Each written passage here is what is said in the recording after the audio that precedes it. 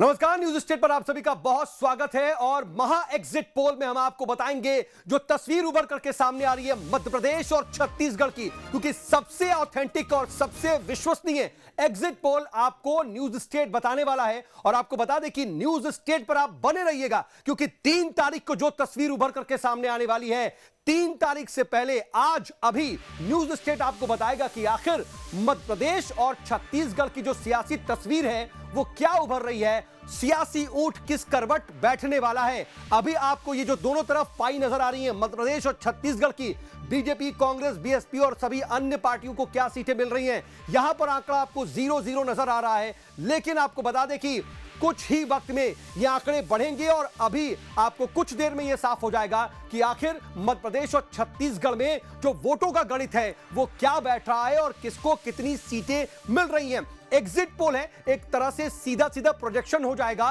कि 3 तारीख को आखिर किसकी सरकार बनने वाली है। तो ये अपने आप में आपको लगातार बने रहना है और न्यूज स्टेट के साथ लगातार जुड़े रहिएगा। कौन जीतेगा आखिर मध्य प्रदेश का रण, मध्य प्रदेश में किसकी बन रही है सरकार और किस पार्टी को कितनी सीटें मिल रही हैं, किस संभाग में किसका दम दिखने वाला है, यह आपको इस पूरी खास पेशकश में दिखाई देगा। और हर एक अपडेट आपको सीधे ग्राउंड से भी बताएंगे, क्योंकि हमारे साथ हर जगह से हमारे सहयोगी जुड़ेंगे और वहां का जो स्थिति वहां की है वहां का भी हाल बताएंगे। इसके अलावा छत्तीसगढ़ में भी सवाल यह होगा कि क्या छत्तीसगढ़ विधानसभा की तस्वीर रहने वाली है। एग्जिट पोल में एक एक सीट का हिसाब न्यूज स्टेट पर आपको हम बताएंगे। कुछ देर में तस्वीर साफ होगी। यह महा एग्जिट पोल में हम आपको हर एक जानकारी देंगे। सबसे ऑथेंटिक और सबसे विश्वसनीय एग्जिट पोल आपको न्यूज स्टेट बताने वाला है। तो आपको बता दें कि वोटिंग के बाद जिसका बेसब्री से इंतजार था सबको, वो इंतजार अब खत्म हो रहा है, क्योंकि हम आपको चुनावों के महा एग्जिट पोल के आंकड़े दिखाने जा रहे हैं। इसके आधार पर आप यह अनुमान लगा सकते हैं कि मध्य प्रदेश और छत्तीसगढ़ में सरकार किसकी बनने वाली है, किस संभाग में कौन लीड करेगा और किसे कितनी सीटें मिल सकती हैं। तो छत्तीसगढ़ में देखिए क्या स्थिति रहने वाली है। फिलहाल की स्थिति आपको पता है कि यहां पर कांग्रेस सरकार में है और वो अपनी जीत का दावा कर रही है।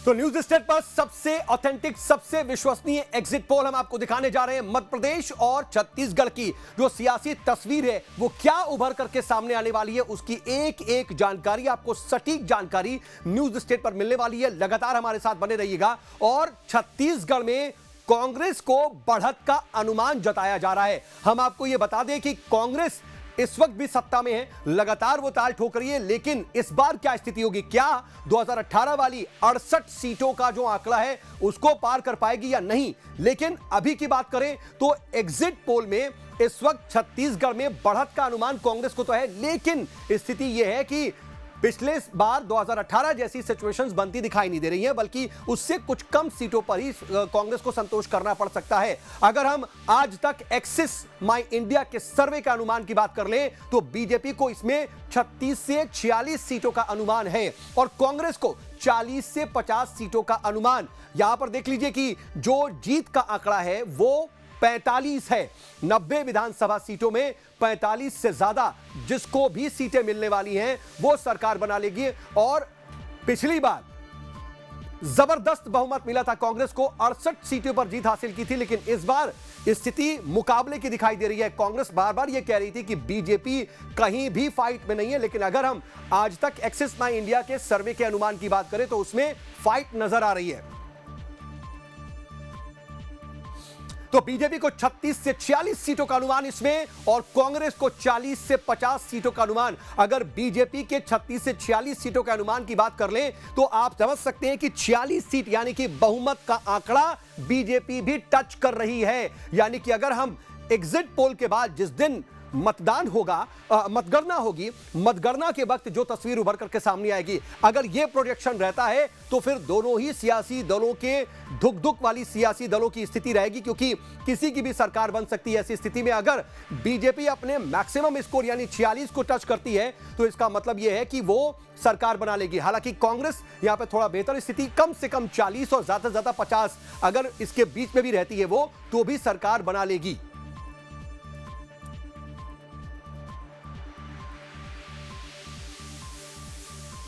तो देखिए, आज तक और एक्सिस माई इंडिया का अनुमान ये आपको हमने दिखाया, लेकिन न्यूज 18 और टारगेट का जो एग्जिट पोल है वो क्या कह रहा है, क्योंकि हम आपको पोल ऑफ पोल बता रहे हैं। महा एग्जिट पोल है ये। छत्तीसगढ़ में कांग्रेस को बहुमत, ये सर्वे बता रहा है। न्यूज 18 और टारगेट का एग्जिट पोल छत्तीसगढ़ में कांग्रेस को सीधे बहुमत दे रहा है।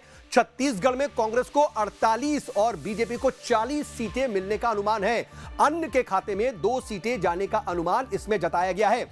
इसमें कोई मिनिमम और मैक्सिमम नहीं, बल्कि सीधे तौर पर 48 सीटें कांग्रेस को दिए जाने की बात कही जा रही है, कांग्रेस को मिलने का अनुमान है। वहीं बीजेपी के खाते में 40 सीटें जाने का अनुमान लगाया जा रहा है। हालांकि बीजेपी अपने पिछले बार के प्रदर्शन से काफी बेहतर स्थिति में, चाहे दोनों ही सर्वों की बात कर ले, नजर आ रही है। आज तक और एक्सिस माई इंडिया के जो सर्वे हैं उसमें तो आपको मालूम है कि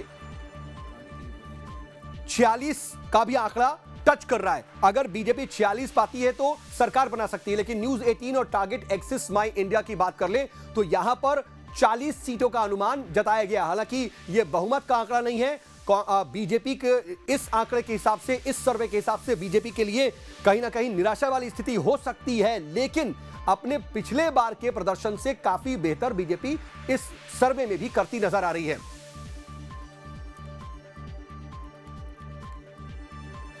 तो आपको पल पल की अपडेट दे रहे हैं और हम आपको पूरा महा एग्जिट पोल क्या निकल के आता है, क्योंकि देखिए अलग अलग जगहों पर, चाहे वो एक्सिस माई इंडिया का हो, न्यूज 18 का हो, इंडिया टीवी और सीएनएक्स का एग्जिट पोल है, उन सब का हम आपको एक एक करके आंकड़ा दिखा रहे हैं। उसके बाद इन सब का भी एक एवरेज आपको निकाल करके बताएंगे कि आखिर इसका पूरा गणित क्या बैठता है और क्या सियासी ऊंट किसी पार्टी के पक्ष में जा रहा है, या फिर त्रिकोणीय मुकाबला नजर आ रहा है, या फिर फंसता हुआ दिखाई दे रहा है, या फिर क्लियर मैंडेट किसी पार्टी को दिख रहा है। अभी हम छत्तीसगढ़ के आंकड़ों की बात कर रहे हैं। यह आपको क्लियर होना चाहिए कि हम जो अभी बता रहे हैं वो छत्तीसगढ़ की स्थिति बता रहे हैं। 2 सर्वेज में क्या स्थिति रही वो तो हमने आपको बताया, लेकिन इंडिया टुडे माई एक्सिस इंडिया के एग्जिट पोल की क्या स्थिति है, जरा वो जल्दी से आपको रख देते हैं।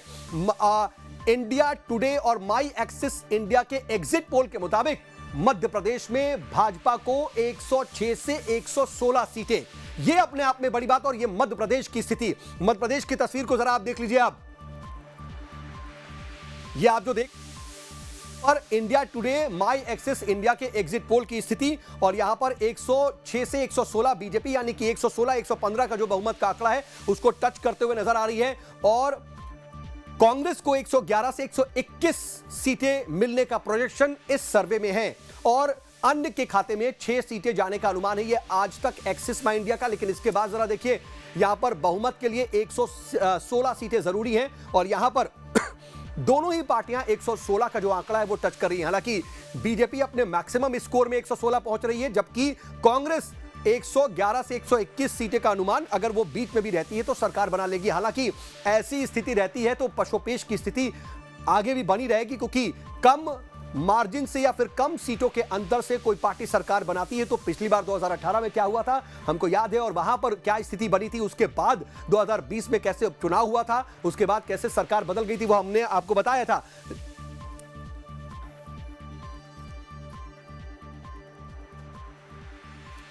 और इधर देखिए इंडिया टीवी और सीएनएक्स का जो एग्जिट पोल है वो क्या कह रहा है, और छत्तीसगढ़ की स्थिति आपको यहां पर भी बता देते हैं, क्योंकि हम आपको पहले छत्तीसगढ़ की पूरी स्थिति भी अवगत कराने की कोशिश कर रहे हैं। यहां पर छत्तीसगढ़ में कांग्रेस को बहुमत मिल रहा है, और छत्तीसगढ़ में कांग्रेस को 45 से 56 सीटें मिलने का अनुमान। अगर यहां पर कांग्रेस अपने मिनिमम स्कोर पर भी रहती है, यानी 45 पर भी रहती है, तो भी वो सरकार बना लेगी। हालांकि 46 का जो आंकड़ा है वो पूरा करना जरूरी है।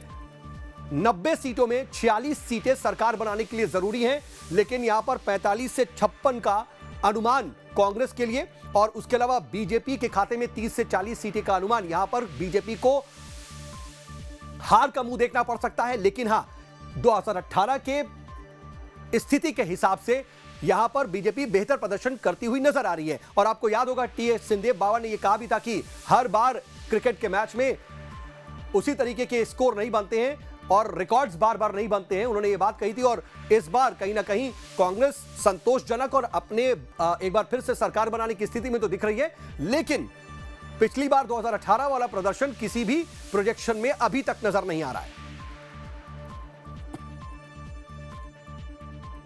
और इन सब के बीच आपको सी वोटर का जो एग्जिट पोल आया है छत्तीसगढ़ को लेकर के, उसके बारे में भी बता दें। इस प्रोजेक्शन में भी कांग्रेस को सीधे छत्तीसगढ़ में बहुमत मिल रहा है। इसमें भी कांग्रेस को 45 से 56 सीटें मिलने का अनुमान है, तो बीजेपी को 30 से 40 सीटें और अन्य के खाते में 3 से 5 सीटें जाने का अनुमान है। तो सी वोटर भी प्रदेश में कांग्रेस की सरकार बना रहा है। हालांकि 45 का जो आंकड़ा है, अगर वहां पर स्थिति पहुंचती है तो फिर दिक्कतों का सामना भी करना पड़ सकता है, लेकिन 45 से 56 सीटें, अगर हम इसके एवरेज की भी बात कर ले तो 50 सीटें कम से कम नजर आती हैं कांग्रेस के खाते में। इनके बीच के भी स्थिति को भी हम देखें तो तकरीबन 50 सीटें नजर आती हैं और यहां पर कांग्रेस मजबूत स्थिति में है। हालांकि 2018 का प्रदर्शन तो दोहराती हुई नजर नहीं आ रही है। हालांकि हमको याद है कि पिछली बार भी 2018 के प्रदर्शन की स्थिति जब नजर आई थी तो उस वक्त भी इतना क्लियर मैंडेट कोई भी प्रोजेक्शन नहीं दे रहा था। लेकिन फिलहाल छत्तीसगढ़ की स्थिति हम आपको बता रहे हैं, ज्यादातर सर्वेस में कांग्रेस की सरकार बनती हुई नजर आ रही है। तो छत्तीसगढ़ की स्थिति आप देखिए, एक बार सभी चार्ट्स को देख लीजिए। एक्सिस आज तक में 36 से 46, 40 से 50 सीटें कांग्रेस को, और रिपब्लिक की हम बता रहे हैं तो 34 से 42 सीटें बीजेपी को मिल रही हैं। 44 से 52 सीटें कांग्रेस को जाती हुई दिख रही हैं और 0 से 2 सीटें अन्य के खाते में। एबीपी सी वोटर का जो वोट प्रोजेक्शन है वो 36 से 48 बीजेपी के लिए, 41 से 53 कांग्रेस के लिए और 0 से 4 अन्य के लिए।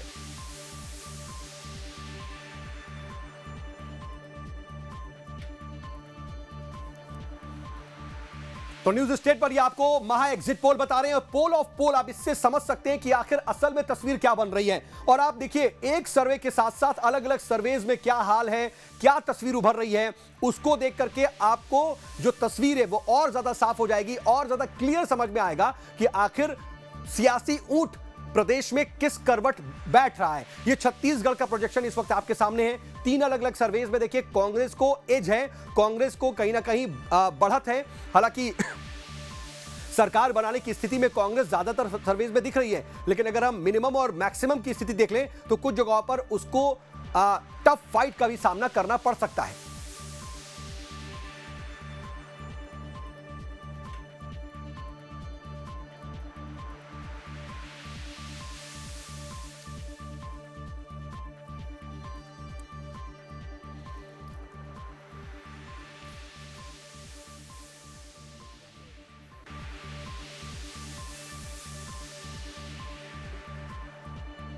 तो छत्तीसगढ़ के रण में क्या स्थिति, अलग अलग सर्वेज क्या प्रोजेक्शन कर रहे हैं वो हम आपको बता रहे हैं। लेकिन 2018 में क्या स्थिति थी मध्य प्रदेश की हम बात करेंगे, वहां की भी पूरी तस्वीर आपको दिखाएंगे। लेकिन जरा 2018 की स्थिति के बारे में भी बात कर लेते हैं और अंचल वाइज आपको कुछ आंकड़े बता देते हैं। पिछली स्थिति को देख करके आप अंदाजा लगा सकते हैं कि इस बार क्या हो सकता है। ग्वालियर चंबल में जहां कुल 34 सीटें आती हैं, इस अंचल में 2018 में किसे कितनी सीटें मिली थी वो आपको अब हम जरा आंकड़ों के जरिए दिखाते हैं। जरा आप देखिए कि 2018 में ग्वालियर चंबल अंचल में क्या स्थिति थी।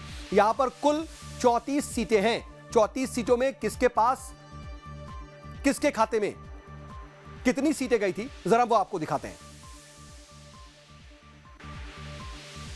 तो ये आपके सामने सबसे पहले बात ग्वालियर चंबल संभाग की। आपको बताते हैं कि 2018 में इस संभाग में किसे कितनी सीटें मिली थी, क्योंकि मध्य प्रदेश हो या छत्तीसगढ़, दोनों ही जगहों पर अलग अलग संभागों में जो जीत हासिल करता है उसकी सरकार बन जाती है। ग्वालियर चंबल संभाग सबसे महत्वपूर्ण यह संभाग, और इसमें कांग्रेस पार्टी को 2018 के विधानसभा चुनाव में 26 सीटें मिली थी। सबसे ऊंचा बढ़ता हुआ ग्राफ आपको कांग्रेस पार्टी का नजर आएगा और यही ग्वालियर चंबल संभाग एक बड़ा उलटफेर करता हुआ हुआ नजर आया था।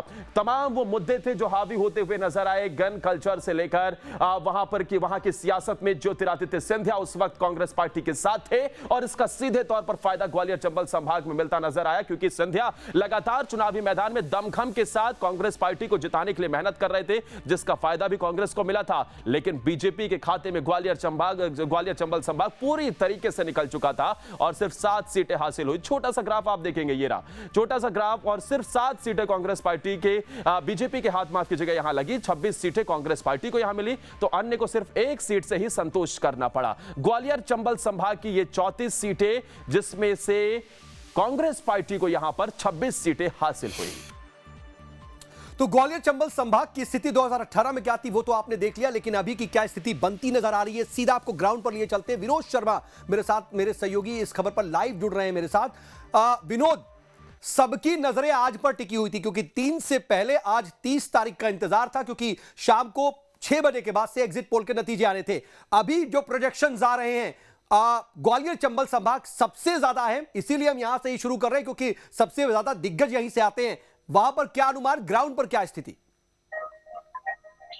बिल्कुल, देखिए जिस तरह से 2018 के विधानसभा चुनाव में कांग्रेस ने ग्वालियर चंबल अंचल में एक बड़ी जीत हासिल की थी और भारतीय जनता पार्टी जो इस अंचल से ज्यादा सीटें जीती रही थी, वो केवल 7 सीटों पर सिमट के रह गई। लेकिन इस बार 2023 के चुनाव की अगर हम बात करते हैं तो कांग्रेस का थोड़ा सा ग्राफ कम जरूर हुआ है इस बार, और जो आकलन और जो आंकड़े इस बार के हमारे सामने आए हैं उसमें लगभग कांग्रेस को 18 से 20 सीटें मिलती दिख रही हैं। बाकी 10 से 12 सीटें भारतीय जनता पार्टी के पास जाने की संभावना है। लेकिन इसमें कड़ा मुकाबला वाली सीटें लगभग 5 ऐसी सीटें हैं जिनके बारे में कुछ भी नहीं कहा जा सकता। वो बीजेपी के पास भी जा सकती हैं, वो कांग्रेस के पास भी जा सकती हैं, और वो सीटें हार जीत में भी हमने जोड़ी हुई हैं। तो वो 5 सीटें काफी महत्वपूर्ण होंगी। अगर वो 5 सीटें कांग्रेस के खाते में चली जाती हैं तो कांग्रेस वो सीटें जीत कर लगभग 27 सीटों के आसपास पहुंच जाएगी, और अगर बीजेपी के पास जाती है तो बीजेपी 14-15 का आंकड़ा अपना टच कर सकती है। यानी बीजेपी को पिछली बार जो 7 सीटें मिली थी उससे इस बार बीजेपी का आंकड़ा थोड़ा बड़ा होता हुआ दिखाई दे रहा है। 10 से 12 सीटें भारतीय जनता पार्टी को मिल सकती हैं। अन्य सीटों में अगर हम बात करते हैं, जो कड़ा मुकाबला जिन सीटों पर है उनमें एक मुरैना की सीट है जहां त्रिकोणीय संघर्ष है, दूसरी भिंड की सीट है जहां त्रिकोणीय मुकाबला है। यहाँ से भारतीय जनता पार्टी के नरेंद्र सिंह कुशवाहा, बहुजन समाज पार्टी से वर्तमान के विधायक संजीव कुशवाहा और कांग्रेस पार्टी से राकेश चौधरी भिंड से चुनाव मैदान में हैं। ये सीटें ऐसी हैं जिन पर कड़ा संघर्ष बताया जा रहा है। इसी तरह ग्वालियर जिले की भी एक सीट है जिसमें ग्वालियर, जहां से मंत्री प्रद्युम्न सिंह तोमर चुनाव मैदान में है, हालांकि बीजेपी उस सीट को जीतने का दावा कर रही है। वहां भी कड़ा मुकाबला है। दूसरी सीट अगर हम बात करते हैं तो ग्वालियर दक्षिण की काफी महत्वपूर्ण सीट, जहां से प्रवीण पाठक पिछला चुनाव 121 वोटों से बीजेपी के नारायण सिंह कुशवाहा से जीते थे, उस सीट पर भी कांग्रेस इस बार जीत का दावा कर रही है। तो कांग्रेस का ग्राफ थोड़ा सा कम होता हुआ दिख रहा है। अगर कड़े मुकाबले वाली सीटें कांग्रेस जीत जाती है तो पिछले जो उसके आंकड़े थे, पिछली जो जीत थी, लगभग उसके करीब पहुंच जाएगी। तो ये स्थिति हो सकती है, लेकिन अभी जो एग्जिट पोल पर नजरें सबकी बनी हुई हैं और कांटे का मुकाबला देखिए हर जगह पर दिखाई दे रहा है, और ऐसा भी दिख रहा है जैसे बार बार कांग्रेस जो दावा कर रही थी विनोद कि हम 150 प्लस 175 प्लस आएंगे, लेकिन अभी जो एग्जिट पोल के रुझान नजर आ रहे हैं, आंकड़े नजर आ रहे हैं, वो तो टफ फाइट ही दिखा रहे हैं, और यही स्थिति ग्वालियर चंबल में भी है। बिल्कुल, देखिए ग्वालियर चंबल काफी महत्वपूर्ण रीजन है क्योंकि कांग्रेस ने इस बार बिना ज्योतिरादित्य सिंधिया के चुनाव लड़ा। ज्योतिरादित्य सिंधिया 2018 में कांग्रेस के साथ थे और इस अंचल के 2 दिग्गज नेता नरेंद्र सिंह तोमर और ज्योतिरादित्य सिंधिया भारतीय जनता पार्टी के नेता, और उन्होंने एक सीट पर पूरा जोर लगाया। हालांकि नरेंद्र सिंह तोमर दिमनी विधानसभा तक अपनी चूंकि चुनाव मैदान उनका है, बीजेपी ने उनको उम्मीदवार बनाया है, वहां वो ज्यादा व्यस्त हो गए, इसलिए उतना उनको समय दूसरी सीटों पर मेहनत करने का नहीं मिला। लेकिन ज्योतिरादित्य सिंधिया बिल्कुल फ्री होल्ड थे, उनके पास कोई अपनी एक निश्चित विधानसभा नहीं थी। उन्होंने पूरा जोर लगाया, हर उस सीट पर जोर लगाया जहां उनके साथ कांग्रेस छोड़कर तमाम लोग आए और चुनाव मैदान में थे। उनके अलावा बीजेपी के जो उम्मीदवार थे उस सीट पर उन्होंने पूरा पूरा जोर लगाया है।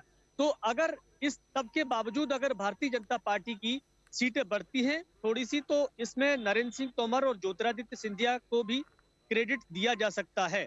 लेकिन कांग्रेस अगर 27 सीटों पर आ जाती है, जो कड़े मुकाबले वाली सीटें हैं, तो इसके मायने ये हैं कि इन नेताओं का कोई बहुत ज्यादा असर नहीं होगा नहीं दिखा और दिया, ना ही हाँ। ज्योतिरादित्य सिंधिया के बीजेपी में जाने का कोई ज्यादा असर दिखाई देगा। जहां तक भारतीय जनता पार्टी लगातार नहीं, दावा लेकिन कर रही लेकिन है लेकिन कि विनोद, जी, चुनाव से जी। पहले जो सर्वे आ रहे थे वो तो यही इशारा कर रहे थे कि सबसे ज्यादा नुकसान अगर कहीं हो रहा है बीजेपी को तो ये इसी अंचल से हो रहा है और ज्योतिरादित्य सिंधिया के बीजेपी में जाने का बहुत ज्यादा फायदा दिख नहीं रहा है। क्या हम ये उम्मीद कर रहे हैं कि एग्जिट पोल में भी कुछ ऐसा ही रुझान आएंगे या बदल सकता है? बिल्कुल, देखिए जो एग्जिट पोल हैं वो सारी चीजें हम ग्राउंड पर काम कर रहे हैं, लोगों से लगातार संपर्क में हैं। पक्ष विपक्ष के जो प्रत्याशी हैं उनसे भी बातें हुई हैं, आम लोगों से भी बातें हुई हैं। तो तमाम ऐसी सीटें हैं जो कड़े मुकाबले में फंसी हुई हैं और इस बार हमने ये देखा है कि जो वोटर है वो बहुत साइलेंट रहा है, उसने ज्यादा कुछ खुल के नहीं बताया है। केवल ठीक है, योजनाओं के बलबूते ठीक है विनोद। पर, मतदान विनोद, के मैं बलबूते पर। आऊंगा क्योंकि हमारे साथ देखिए और भी हमारे सहयोगी जुड़ चुके हैं, उनके पास भी चलेंगे। लेकिन इस बीच देखिए छत्तीसगढ़ के बाद अब मध्य प्रदेश में क्या प्रोजेक्शन है, मध्य प्रदेश में सियासी ऊंट किस करवट बैठ रहा है और मध्य प्रदेश में अलग अलग सर्वेज किस ओर इशारा कर रहे हैं, वो एक तस्वीर सामने रख रहे हैं दर्शकों की और इसको समझना देखना सबसे ज्यादा जरूरी। मध्य प्रदेश पर सबसे ज्यादा निगाहें सबकी टिकी हुई हैं और यहां पर देखिए आज तक एक्सिस माई इंडिया जो प्रोजेक्शन दे रहा है वो 106 से 116 सीटें बीजेपी को और 111 से 121 सीटें कांग्रेस को और 1 से 6 सीटें अन्य के खाते में। कुल मिलाकर के कांग्रेस को एज है इस सर्वे में, लेकिन बीजेपी सरकार बनाने की स्थिति में दिख रही है सबसे मैक्सिमम प्रोजेक्शन में। जी का जो सर्वे है, जी के सर्वे में 118 से 130 सीटें बीजेपी को मिल रही हैं और 97 से 107 सीटों पर संतोष कांग्रेस को करना पड़ सकता है। जी के अगर एग्जिट पोल के नतीजों पर और उस पर प्रोजेक्शन पर हम नजर डालें तो कांग्रेस को यहां पर कहीं ना कहीं एज नहीं मिल रहा है, बीजेपी को एज है और वहां पर वो मिनिमम स्थिति में भी सरकार बना रही है। TV9 पोल स्टार्ट की अगर बात कर लें तो 106 से 116 बीजेपी को और 111 से 121 जो है वो कांग्रेस को मिलने का अनुमान है और उसके अलावा 0 से 6 जो है वो अन्य के खाते में जा सकती हैं। वहीं इंडिया और टीवी CNX की सर्वे की बात कर ले तो 116 बीजेपी को मिलती हुई नजर आ रही है और 111 कांग्रेस के खाते में और 0 से 3 अन्य के खाते में। तो इंडिया टीवी और CNX भी बीजेपी को एज दिखा रहा है अपने सर्वे में। इसके अलावा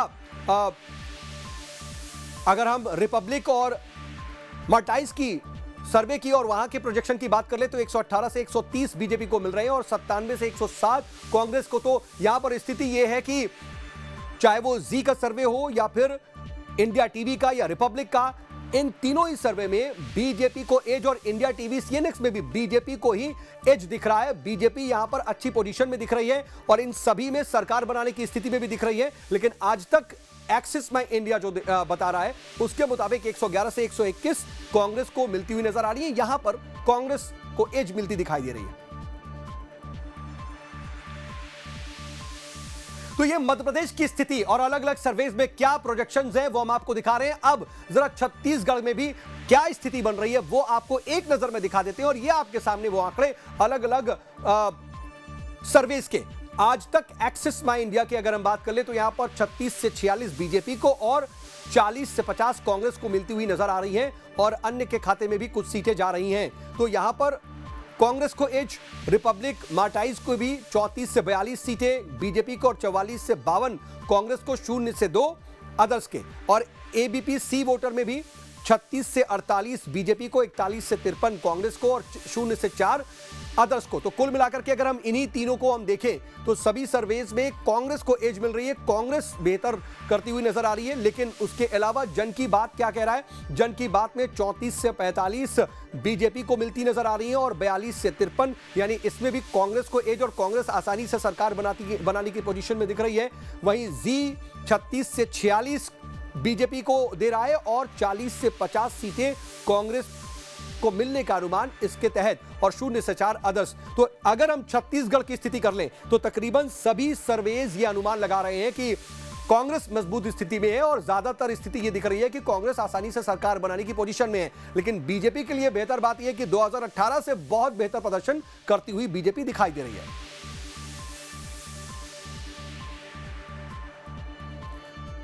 तो देखिए, पोल ऑफ पोल हम बता रहे हैं और इस वक्त क्या तस्वीर उभर करके सामने आ रही है, कुछ अंदाजा आपको लग गया होगा। हमारे साथ लगातार ग्राउंड से भी सहयोगी बने हुए हैं। मेरे साथ विनोद शर्मा बने हुए, अंकुश भी मेरे साथ रायपुर से बने हुए, उनके पास भी चलेंगे। रोशन मेरे साथ हैं और अतुल भी मेरे साथ मौजूद है, दुर्गेश भी मौजूद है। सभी के पास ग्राउंड पर भी चलेंगे, लेकिन एक बहुत छोटे से ब्रेक के बाद फौरन हाजिर हो। तो कहीं जाइएगा मत, क्योंकि जो आखिरी आंकड़े हैं, जो फाइनल तस्वीर है, वो अभी सामने आनी बाकी है।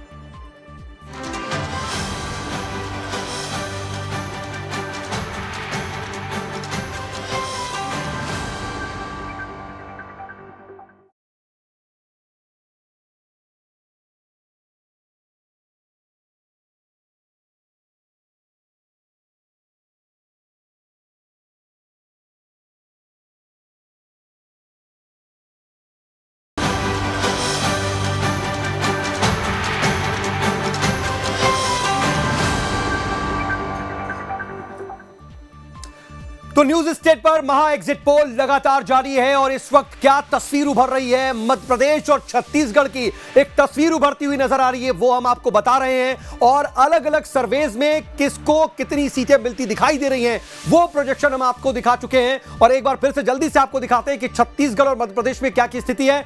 छत्तीसगढ़ की स्थिति सबसे पहले आपको दिखाते हैं कि वहां पर अलग अलग सर्वेज में क्या क्या प्रोजेक्शंस हैं। तो ये अलग अलग सर्वेज किसको कितनी सीटें दे रहे हैं आपके सामने हैं। एक्सिस आज तक आपको दिख रहा होगा कि बीजेपी को 36 से 46 सीटें दे रही है और 40 से 50 सीटें कांग्रेस को और 1 से 5 अन्य के खाते में जा रही हैं। वहीं रिपब्लिक मार्टाइज का जो सर्वे है वो 34 से 42 सीटें बीजेपी को दे रहा है और 44 से 52 सीटें कांग्रेस को और 0 से 2 सीटें अन्य के खाते में। इन दोनों ही सर्वे में कांग्रेस को एज। वहीं एबीपी सी वोटर 36 से 48 सीटें बीजेपी को दे रहा है और 41 से 53 सीटें कांग्रेस को। जन की बात भी 36 से 45 सीटें बीजेपी को और 42 से 53 सीटें कांग्रेस को। और जी 36 से 46 सीटें बीजेपी को और 40 से 50 सीटें कांग्रेस को देती हुई नजर आ रही है। ये सभी सर्वेज कहीं ना कहीं छत्तीसगढ़ में एक क्लियर कट इशारा कर रहे हैं कि कांग्रेस को एज है, कांग्रेस यहां पर आसानी से सरकार बना सकती है। हालांकि बीजेपी के लिए हार से शायद संतोष करना पड़े इन एग्जिट पोल को माने, लेकिन उसके हिसाब से यह जरूर है कि पिछली बार से बेहतर प्रदर्शन करती हुई इस वक्त नजर आ रही है बीजेपी।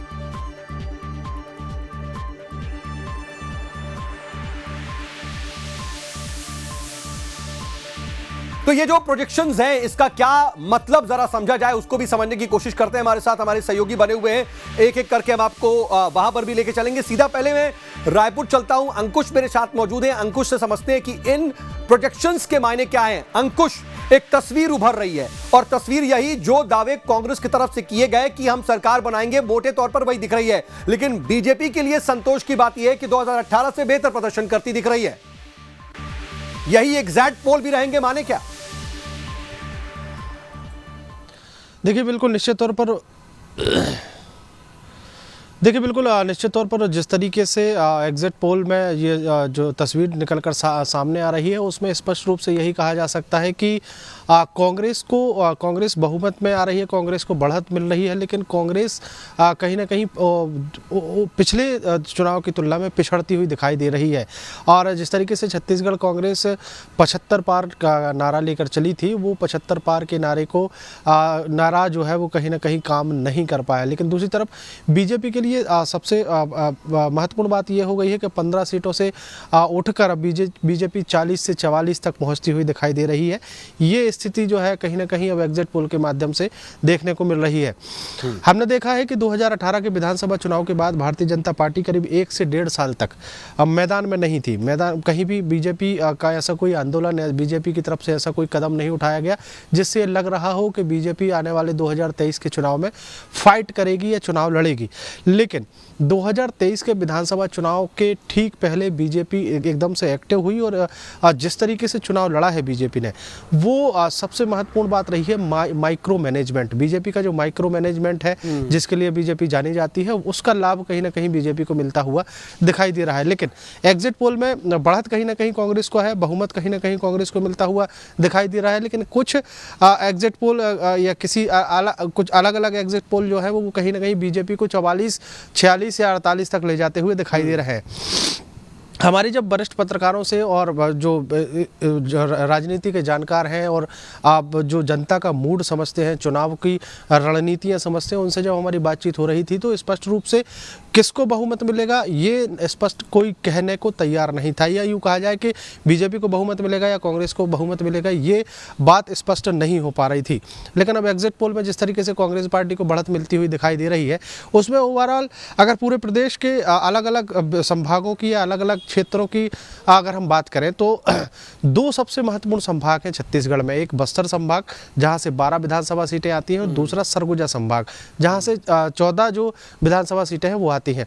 बस्तर संभाग सबसे महत्वपूर्ण कहा जाता है कि जो बस्तर संभाग जीत गया वो सत्ता में काबिज होने में सफल हो जाता है। सरगुजा संभाग के लिए भी कुछ इसी तरीके की बातें की जाती हैं। 2018 में सरगुजा संभाग से 14 की 14 विधानसभा सीटें जो है वो कहीं ना कहीं कांग्रेस को मिली थी और उसका सीधा लाभ ये हुआ था कि कांग्रेस पार्टी 15 सालों तक विपक्ष में रहने के बाद एकदम से 68 सीटों पर बहुमत में आई। वैसे ही कुछ स्थिति बस्तर संभाग में रही। बाकी 64 जो सीटें हैं, जो बस्तर सरगुजा के अलावा जो 64 सीटें हैं, उसमें भी ज़्यादातर सीटें जो हैं वो कहीं ना कहीं कांग्रेस को मिलती हुई दिखाई दी थी। लेकिन अब 3 क्षेत्रों को अलग अलग बांटा जाए तो बस्तर संभाग में 6 से 7 सीटें जो है वो बीजेपी जीतती हुई दिखाई दे रही है, ऐसे आंकड़े या अनुमान लगाया जा रहा है। 6 से 7 मतलब 12 में से 6 से 7 अगर बीजेपी जीत रही है तो स्वाभाविक तौर पर बीजेपी ने बहुत बड़ी वहाँ पर फाइट की है और बहुत कांटे की टक्कर वहाँ पर रही है। सरगुजा संभाग की अगर बात करें तो 14 विधानसभा सीटें हैं, यहाँ से 6 से 7 सीटें बीजेपी जो है वो जीतती हुई दिखाई दे रही है इन आंकड़ों के हिसाब से। तो स्वाभाविक है दोनों ही जगह बीजेपी ने बढ़त बनाई है। इन दोनों जगह बस्तर और सरगुजा में अगर बीजेपी ने कांग्रेस को कड़ी टक्कर दी है तो बाकी की बची जो मैदानी इलाके की जो सीटें हैं विधानसभा, उसमें कहीं ना कहीं बीजेपी ने कांग्रेस पार्टी को कड़ी टक्कर दी है और यही कारण है कि बीजेपी आज बराबरी पर आकर खड़ी हो गई। हालांकि सरकार कांग्रेस बना रही है। कांग्रेस सरकार बनाने के बाद आप जब नतीजे आएंगे 3 दिसंबर को, उस दौरान और बाकी चीज़ें स्पष्ट हो जाएंगी कि क्योंकि अगर 2 से 4 सीटों का अंतर रहा तो स्वाभाविक है छत्तीसगढ़ में सरकार चला पाना कांग्रेस के लिए थोड़ा सा मुश्किल होगा, जिस तरीके से हमने पुराने उदाहरण देखे हैं। लेकिन क्या होता है ये 3 दिसंबर को स्पष्ट होगा। और जो वर्तमान में जो परिस्थितियाँ हैं, वर्तमान में जो एग्जिट पोल के जो आंकड़े बता रहे हैं उससे कांग्रेस को कहीं ना कहीं बढ़त मिली है। लेकिन 2018 की तुलना में 2023 में बड़ा नुकसान कांग्रेस को देखने को मिल रहा है। लेकिन अंकुश, इन सब में एक बात ये भी है ना कि आखिर इस वक्त जो प्रोजेक्शंस आ रहे हैं, क्या ये कांग्रेस की पेशानी पर बल लाने वाले हैं? क्या कांग्रेस को कहीं ना कहीं चिंतित करने वाले हैं? बीजेपी तो ठीक है, पिछले बार के प्रदर्शन से ऊपर आ रही है और अगर वो सरकार बनाने की स्थिति में नहीं भी है तो अगर उसके आसपास भी होती है तो फिर आगे वो फाइट करेगी। क्या ये जो है अभी प्रोजेक्शंस कांग्रेस में अंदर खाने, इस पर विचार विमर्श होना शुरू हो गया होगा?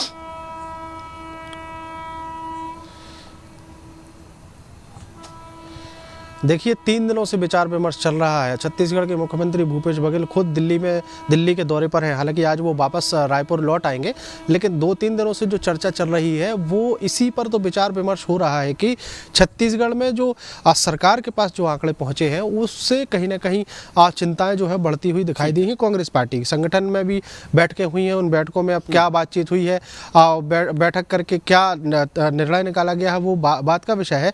लेकिन जिस तरीके से अब खबरें आ रही हैं छत्तीसगढ़ में कि रिसोर्ट बुक कर लिए गए हैं, चार्टर्ड प्लेन एक बुक किया गया है, तो ये जो जानकारियां निकल के आती हैं ये अपने आप में बताती हैं कि कहीं ना कहीं परेशानी तो है, क्योंकि 75 पार का नारा लेकर आप चल रहे थे।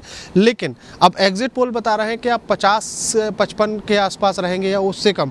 बहुत सारे एग्जिट पोल तो ये भी बताते हैं कि शुरुआत जो है वो 40 से हो रही है और जो 50 तक ही पहुँच पा रही है। मतलब 45 सीटों का बहुमत है, 45 सीटें एक पार्टी को चाहिए। कांग्रेस पार्टी अगर 45 की 45 सीटें भी ले आती है तो भी कहीं ना कहीं परेशानी का विषय रहेगा, क्योंकि बीजेपी जोड़ तोड़ में माहिर है, बीजेपी के नेता जोड़ तोड़ में माहिर है।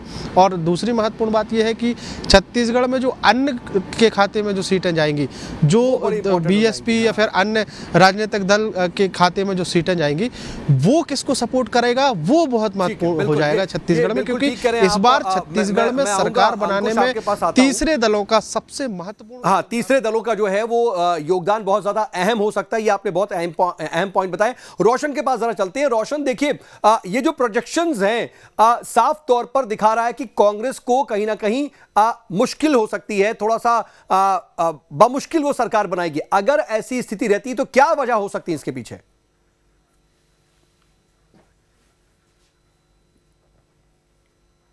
चलिए, शायद रोशन तक आवाज नहीं पहुंच पा रही है। दुर्गेश, अगर हम छत्तीसगढ़ की बात करें तो यह स्थिति, लेकिन मध्य प्रदेश में भी यह बात कही जा रही थी कांग्रेस की तरफ से 150 पार, 170 पार, लेकिन अब जो स्थिति दिख रही है, बहुत से सर्वेस तो ऐसे हैं जहां पर सीधे सीधे बीजेपी को एज है, कांग्रेस को दिक्कतें का सामना करना पड़ रहा है। देखिए, जिस तरह की मध्य प्रदेश की राजनीतिक गलियारों में चर्चाएं चल रही थी कि इस बार जो सरकार बनाने वाली है जो पार्टी, वो बाउंड्री पर रहेगी, और वही स्थिति एग्जिट पोल में भी नजर आ रही है। जो हमारे सामने जो आंकड़े निकल कर आए हैं अब तक, वो एग्जिट पोल भी क्लियर कट किसी को भी बहुमत नहीं दे रहे हैं। कुछ जो है वो कांग्रेस की सीटें ज्यादा बता रहे हैं, तो कुछ बीजेपी की सीटें ज्यादा बता रहे हैं। तो निश्चित तौर पर ये जो बना हुआ है, ये संतुलन नहीं बन पा रहा है किसी भी तरह की। तो ये जो वोटर इस बार साइलेंट रहा, इस बार मतदाता जो है बिल्कुल चुपचाप रहा, और जो गति से मतदान प्रतिशत बढ़ा है, शहरी विधानसभा क्षेत्रों के साथ साथ ग्रामीण विधानसभा क्षेत्रों में भी तेजी से मतदान बढ़ा। महिलाओं की संख्या बहुत ज्यादा आई, लेकिन इस तरीके की चर्चाएं मध्य प्रदेश में हो रही थी कि क्या लाडली बहना का ये असर है, क्या नारी सम्मान योजना का वादा का असर है, क्या फिर ये ओपीएस की बात चल रही है, या फिर कांग्रेस की बाकी वादों की बात चल रही है। तो ये तमाम चीजें कहीं ना कहीं यहाँ पे नदारत नजर आ रही है कि कोई भी अपनी बातों पर, अपनी योजनाओं पर या अपने वादों पर इस एग्जिट पोल के मुताबिक खरा नहीं उतर रहा है, क्योंकि दोनों ही राजनीतिक दलों को पूर्ण बहुमत की स्थिति में नजर नहीं आ रही है। जैसा कि एग्जिट पोल के हिसाब से हम देखें तो कुछ का जो है 130 सीटें बीजेपी को दे रही है, तो कुछ 125 सीटें तक कांग्रेस को दे रही है। तो ऐसे में स्थिति तीसरे दल की जो हम बात कर रहे थे अभी छत्तीसगढ़ के सिलसिले में, कुछ वही स्थिति मध्य प्रदेश में बनी है, क्योंकि इस बार बहुजन समाज पार्टी ने पूरी ताकत लगाई है मध्य प्रदेश में सीटों पर। जो सुप्रीमो है मायावती, वो लगातार उन्होंने दौरे किए हैं, मध्य प्रदेश में सभाएं की हैं। अखिलेश यादव जो है लगातार मध्य प्रदेश की, मैं जब जनसंपर्क चल रहा था चुनाव का, तब सबसे ज्यादा चर्चाओं में अखिलेश यादव रहे, क्योंकि इंडिया गठबंधन की जो बात मध्य प्रदेश में चल रही थी, तो ये कहा भी जा रहा था दुर्गेश की जो तीसरे दल हैं, अगर जो बात आई थी और अमित शाह जब पहुंचे थे वहां पर तमाम उन्होंने बातचीत की थी, तो यही कहा था कि आम आदमी पार्टी हो, बीएसपी हो या फिर सपा हो, इनको वोट मिल रहा हो तो उसको जाने दीजिए, क्योंकि वो कांग्रेस के ही वोट काटेंगे। और क्या ऐसी स्थिति बनी? अतुल हमारे साथ हैं। अतुल, अब ये दिख रहा है कि 2018 में जैसे फंस गया था मामला, एकदम कांटे की फाइट थी, इस बार भी एग्जिट पोल तो कम से कम वही इशारा कर रहे हैं। तमाम दावे 150 पार, 170 पार के किए गए दोनों ही दलों की तरफ से, उन दावों के आसपास तो कोई भी आंकड़ा दिखाई नहीं दे रहा। देखिए, बिल्कुल इस बार का जो चुनाव है वो बाकी दूसरे चुनाव से काफ़ी अलग रहा। देखिए, हमने हमेशा चुनाव में देखा कि एक लहर चलती है और लहर में एक पार्टी की तरफ पूरे मतदाताओं की स्थिति बनती है, लेकिन इस बार मध्य प्रदेश के अंदर वो लहर जो शब्द कहा गया वो बिल्कुल भी दिखाई नहीं दी। कारण यही रहा कि वोटर काफ़ी साइलेंट रहे। साइलेंट क्यों रहे? क्या जिस तरीके से लगातार ये कहा जा रहा था कि बीजेपी से नाराजगी है, वो नाराजगी भी उस हद तक नहीं दिख पाई जिस तरीके से विपक्ष बता रहा था, या विपक्ष जिस तरीके से बीजेपी कांग्रेस के ऊपर हमलावर थी और ये कह रही थी कि मध्य प्रदेश के अंदर एक बेहतर विकास किया है और पूरी तरीके से जनता बीजेपी के साथ होगी। तो कुल मिला के ये कह सकते हैं कि जनता ने अपने पत्ते नहीं खोले, और इसी तरह हम देख भी रहे कि एग्जिट पोल भी यही बता रहे हैं कि पत्ते नहीं खुल पा रहे हैं, क्योंकि देखिए पूरी कांटे की टक्कर है। और दोनों ही राजनीतिक दल भले ये दावे कर रहे हैं, अपनी अपनी सरकार बनाने की बात कर रहे हैं, लेकिन जो एग्जिट पोल आ रहे हैं वो ये बता रहे हैं कि जिस तरीके से लगातार हम सीधे तरीके से बता रहे थे कि पूरी तरीके से जो सरकार बनाने की जो स्थिति रहेगी वो काफ़ी कम मार्जिन से रहेगी, और तीसरे दल दल की लगातार हम बात कर रहे थे, संवाद कर रहे थे कि तीसरा दल भी इसमें काफी महत्वपूर्ण भूमिका में रह सकते हैं, बागी भी रह सकते हैं, निर्दलीय भी रह सकते हैं। तो कम से कम एग्जिट पोल तो यही बता रहे हैं कि अगर इसी तरीके की जो परिणाम 3 दिसंबर को ईवीएम मशीन खोलती है तो इन लोगों का साथ जरूर राजनीतिक दलों को चाहिए पड़ेगा। हालांकि देखिए, अगर मैं भोपाल संभाग का ही देखूं तो 2018 की अगर स्थिति हम देखें तो उसमें कहीं ना कहीं बीजेपी को काफी बढ़त थी। लगभग जो भोपाल संभाग है उसके अंदर 5 जिले आते हैं, लगभग 25 उसके अंदर विधानसभाएं हैं। अगर 2018 का मैं रिजल्ट आपका पन्ने पलटाता हूं तो लगभग 18 सीटें जो है 17 सीटें बीजेपी के पास थी और बाकी कांग्रेस के पास थी, यानी 7 के लगभग कांग्रेस के पास सीट थी। उससे 13 को देखता हूं तो 13 में भी ये कहीं ना कहीं बीजेपी के पक्ष में संभाग जाता है। कुल मिलाकर यानी इस बात को अगर हम समझे तो भोपाल संभाग बीजेपी के लिए एक शुभंकर रहा है, कहीं ना कहीं ज्यादा सीटें बीजेपी के पक्ष में मिलती आ रही हैं। लेकिन इस बार की अगर हम बात करें तो देखिए काफी स्थिति बदली है भोपाल से। अगर हम देखें तो देखिए भोपाल में नहीं, मैं अगर ओवरऑल भोपाल से अलग अतुल एक चीज समझना चाहूं आपसे कि कांग्रेस जो है वो लगातार एक लहर की बात करी थी जिसका आपने जिक्र किया, लहर काम नहीं कर रही है, कहां पर डेंट पड़ा ये मैं समझना चाह रहा हूं आपसे। आपको क्या लगता है जो बाकी दल थे उन्होंने वोट काटा, अति आत्मविश्वास कहीं ना कहीं कांग्रेस को नुकसान पहुंचा रहा है, और दूसरी तरफ जैसा कि मुख्यमंत्री शिवराज सिंह चौहान ने कहा कि जितने भी कांटे थे सब लाडली बहना ने निकाल दिए, क्या वो सारे कांटे निकलने का यह असर दिख रहा है कि बीजेपी काफी बेहतर फाइट में है? देखिए, इसमें हम दोनों ही चीज देख सकते हैं। मध्य प्रदेश के अंदर 2 दशकों से सरकार थी। अगर आज से हम 5 से 6 महीने पुराने चले जाएं मध्य प्रदेश के अंदर अगर हम देखें तो एक जनता के बीच में एक आक्रोश जरूर दिखता था और ये लगातार हम दिखा भी रहे थे और समझ भी रहे थे। हालांकि देखिए, कांग्रेस इस बात को समझ नहीं पाई। कांग्रेस ने उस समय जिस समय जो मुद्दे उठाए उसके अंदर बेरोजगारी सहित तमाम अपराध सहित तमाम अलग मुद्दे थे जिनके ऊपर कांग्रेस को बने रहना था, वो बने नहीं पाई। आज चुनाव आते आते मुद्दे बदले, मिजाज बदला, नेताओं की बातें भी बदल गई। तो सीधे तौर पर हम ये कह सकते हैं कि उन मुद्दों के ऊपर कांग्रेस बन नहीं पाई, इसलिए एक लहर तैयार नहीं हो पाई।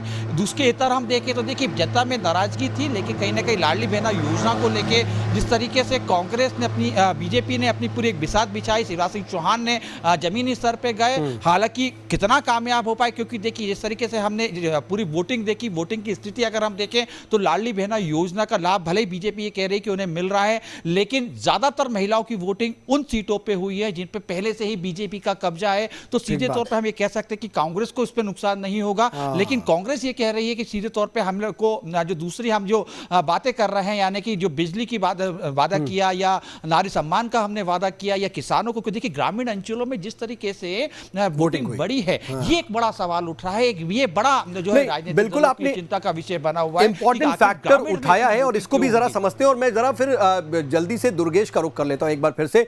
दुर्गेश, मुझे समझाइए, एक तरफ महिला वोटरों की बड़ी बात हो रही थी और कहा जा रहा था कि ये गेम चेंजर होगी, वहीं ग्रामीण वोटरों का भी बड़ा जिक्र होने लगा कि यार वहां पर अगर इतनी ज्यादा वोटिंग हुई तो इसका मतलब क्या है। अब क्या ऐसा दिख रहा है कि अपनी अपनी पसंदीदा पार्टियां बना ली गई और महिलाओं को का वोट एक मुश्त पड़ा और ग्रामीण वोटरों का वोट जो है एक मुश्त एक तरफ पड़ा और इसीलिए एक कांटे की स्थिति बन गई?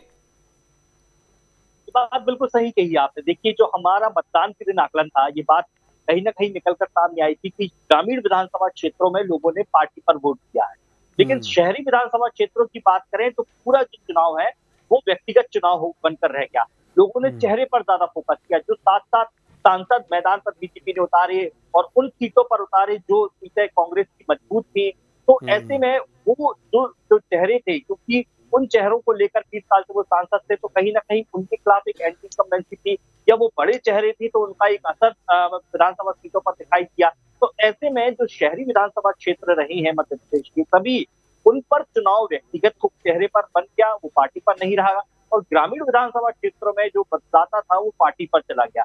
ये बात महसूस करने की है और यही वजह है कि ये जो एग्जिट पोल जो हाँ या ना की स्थिति में बना हुआ है, इसका कहीं ना कहीं बड़ा कारण यही है। एक छोटा सा उदाहरण दूंगा, लेकिन मैं 38 हाँ, ठीक है, इसको बताइएगा। और महाकौशल के ही बारे में पूछना चाह रहा था कि अगर जबलपुर को और महाकौशल को हम समझे उधर, तो क्या स्थिति दिख रही है इस बार?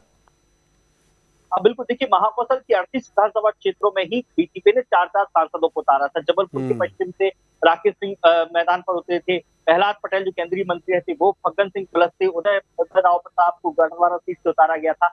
ऐसे में ये जो बड़े बड़े चेहरे मैदान पर उतरे, तो उसकी वजह से कहीं ना कहीं मतदाता था वो एक अलग मानसिकता के साथ मतदान करने गया। और यही वजह है कि ये जो जिस तरह की स्थिति बन रही है, जैसे हम अब मध्य प्रदेश की बात करें तो प्रहलाद पटेल एक बड़ा चेहरा था, वो तो वही एकमात्र ऐसे चेहरे हमें नजर आए मध्य प्रदेश में जो अपनी विधानसभा सीट को छोड़कर बाकी पूरे मध्य प्रदेश में प्रचार करते नजर आए। लेकिन बाकी जो प्रत्याशी, चाहे वो फग्गन सिंह कुलस्ते हुए, चाहे वो उदयराव प्रताप हुए, चाहे वो राकेश हुए, चाहे वो रीति पाठक हुई, हम दिल्ली की तरफ चले जाए, गणेश सिंह हुए, ये आपको बाकी जगह कहीं और नहीं दिखाई दी। ये अपनी ही विधानसभा सीटों में फंसकर रह गए या उनका एकमात्र लक्ष्य था कि वो अपनी सीट जीते और वहां पर कोशिश की गई। मैं रोक रहा हूं दुर्गेश क्योंकि जरा जल्दी से मैं विनोद के पास भी एक बार फिर से चलूंगा। विनोद, देखिए ग्वालियर चंबल पर बहुत ज्यादा फोकस है, उसकी नजरें भी उस पर बहुत ज्यादा है सबकी, क्योंकि पिछली बार देखिए कांग्रेस को यहां से बढ़त जो मिली थी, बीजेपी को जहां यहां पर डेंट लगा था, उसके बाद अब ये था कि बीजेपी पूरा फोकस कर रही थी। अभी जो एग्जिट पोल के नतीजे नजर आ रहे हैं, जो रुझान दिखाई दे रहे हैं, आंकड़े ग्वालियर चंबल के हिसाब से क्या गवाही दे रहे हैं? बात करें तो हमें इस पूरे एग्जिट पोल के बीच में एक और बात की चर्चा करना चाहिए, जो चर्चा अभी तक हमने नहीं की है। जिस तरह से भारतीय जनता पार्टी और कांग्रेस के बीच कड़ा मुकाबला देखने को मिल रहा है, इसमें एक सबसे महत्वपूर्ण वोटर है जो बिल्कुल साइलेंट रहता है और जो नहीं बताता, और वो वोट है मध्य प्रदेश के शासकीय कर्मचारियों का। लगभग 3.5 लाख वोटर है और 3.5 लाख वोटर में से कोई भी शासकीय कर्मचारी बोलने के लिए तैयार नहीं होता। और हम ये मान के चलते हैं कि एक परिवार में तकरीबन 3 से 4 सदस्य भी होते हैं, तो ये 3.5 लाख वोटरों का संख्या बढ़कर लगभग 12 से 15 लाख के करीब हो जाती है। और इन 12 से 15 लाख वोटरों को अगर हम 230 सीटों में डिवाइड करते हैं तो लगभग 5,000 से लेकर 7,000 वोट हर विधानसभा में होता है, जिसका मिजाज अभी पता नहीं है कि वो क्यों नहीं बोला है। अगर कांग्रेस ये दावा करती है कि भाई हमको कर्मचारियों का ओल्ड पेंशन स्कीम देकर हमने कर्मचारियों का वोट लिया है, तो ज्यादातर ये मान रहे हैं, एक्सपर्ट भी मान रहे हैं कि कर्मचारियों का वोट अगर कांग्रेस की तरफ चला गया तो 5 से 7,000 वोट का उसको हर विधानसभा में फायदा हो जाएगा। और मध्य प्रदेश में सामान्य तौर पर देखा जाता है कि 230 सीटों में से तकरीबन 15-20 सीटें ऐसी होती ही हैं जहां कड़ा मुकाबला होता है, जो 2 से 5,000 के बीच में जिसका निर्णय होता है। तो ये काफी फैक्टर एक ऐसा है जो कांग्रेस के पक्ष में जा सकता है, जिसका इंतजार हमें परिणामों तक करना होगा। जहां तक ग्वालियर चंबल अंचल की बात है, तो अभी तक जो एग्जिट पोल में जितने भी आकलन हमारे सामने आया है, उसमें भारतीय जनता पार्टी को 12 और कांग्रेस को 16 सीटें लगभग मिलती दिख रही हैं। लेकिन इस बीच में हम बात करें जो कड़े मुकाबले वाली सीटें हैं, वो 6 सीटें हैं। 2 सीटें भिंड की, 2 सीटें ग्वालियर की, 1 मुरैना और 1 दतिया की। ये सीटें अगर 6 सीटों में से 3-3 भी चली जाती हैं तो भी भारतीय जनता पार्टी पहले से बड़ी पार्टी हो रही है, लेकिन कांग्रेस से कम सीटें उसकी आ रही हैं। हालांकि कांग्रेस का थोड़ा सा नुकसान होता हुआ जरूर दिखाई दे रहा है। 2018 के विधानसभा चुनाव में कांग्रेस को 27 सीटें मिली थी इस अंचल में, और अब कांग्रेस लगभग 16 सीटों तक मिलता दिख रहा है। अगर 3 सीटें कड़े मुकाबले वाली भी जीत जाती है तो कांग्रेस 119 तक पहुंच जाएगी, जो ज्यादा कम भी नहीं है और 27 से ज्यादा भी नहीं है। तो जो मिजाज है लोगों का, वो कहीं ना कहीं देखिए अभी साइलेंट वोटर पर टिका हुआ है। ये एग्जिट पोल हम लोगों के देखिए लोगों से बातचीत के जरिए, एक आकलन के जरिए, समीकरणों का जोड़ गुणा भाग करके हम लोग निकालते हैं, और सही फैसला जब 3 तारीख को आएगा तो बहुत महत्वपूर्ण है कि हर विधानसभा का देखिए। और आपने जो साइलेंट वोटर का जिक्र कर दिया है विनोद, वो बहुत बड़ा फैक्टर साबित हो सकता है। और यहां पर देखिए जब 121 वोटों से जीत हार का फैसला हो जाता है तो 4 से 5,000 वोट अगर किसी को मिल जाए तो क्या स्थिति हो सकती है, अंदाजा लगाया जा सकता है। यानी कि 3 तारीख का इंतजार करने के लिए आपने कहीं ना कहीं एक मौका दे दिया कि अभी आप थोड़ा सा रुकिए और फाइनल कम से कम अभी किसी नतीजे पर मत पहुंचे। लेकिन जरा जल्दी से हम छत्तीसगढ़ का रुख कर लेते हैं। अंकुश बने हुए। अंकुश, देखिए आपने सरगुजा और बस्तर की बात तो कर ली, लेकिन अंबिकापुर, रायपुर या दुर्ग संभाग की बात कर लें तो यहां पर क्या स्थिति बनती दिख रही है? कांग्रेस को सबसे ज्यादा नुकसान कहां और सबसे ज्यादा बीजेपी को फायदा किस मुद्दे पर हुआ, यह भी बताइए आपके हिसाब से।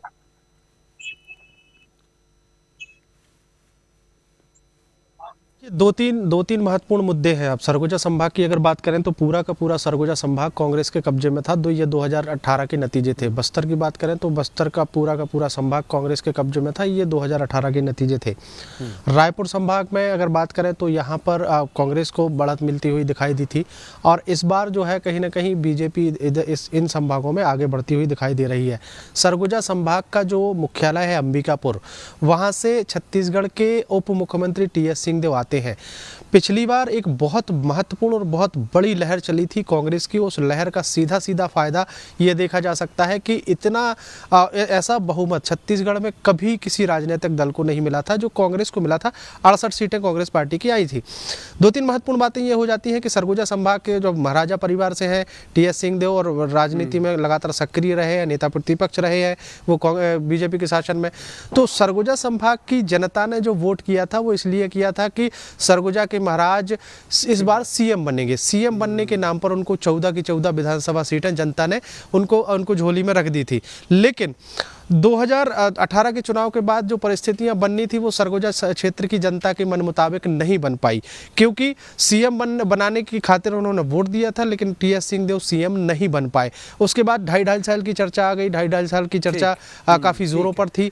उसके बाद जैसे तैसे करके चुनाव के ठीक पहले, अब समय थोड़ा नहीं है, बिल्कुल भी मुझे एकदम रोकना पड़ेगा, लेकिन कुल मिलाकर के देखिए जो स्थिति आप बता रहे हैं बहुत से फैक्टर्स हैं, ये भी अहम फैक्टर। आप सभी हमारे साथ जुड़े और तमाम जो जानकारी उसके लिए आपका बहुत बहुत शुक्रिया। लेकिन दर्शकों से यह जरूर बता दें कि देखिए ये एग्जिट पोल है, एग्जैक्ट पोल नहीं है, लेकिन अब नजर इस पर रहने वाली है 3 तारीख को कि जो एग्जिट पोल के नतीजे हैं क्या वही एग्जैक्ट पोल में भी कन्वर्ट होते हैं या नहीं और किसका प्रोजेक्शन सबसे सटीक रहता है। लेकिन यह महा एग्जिट पोल था, उसका एक एक आंकड़ा आपको समझने में आसानी देगा कि आखिर तस्वीर क्या उभर रही है। एक बहुत छोटा सा ब्रेक लेंगे, आप बने रहिएगा न्यूज़ स्टेट के साथ।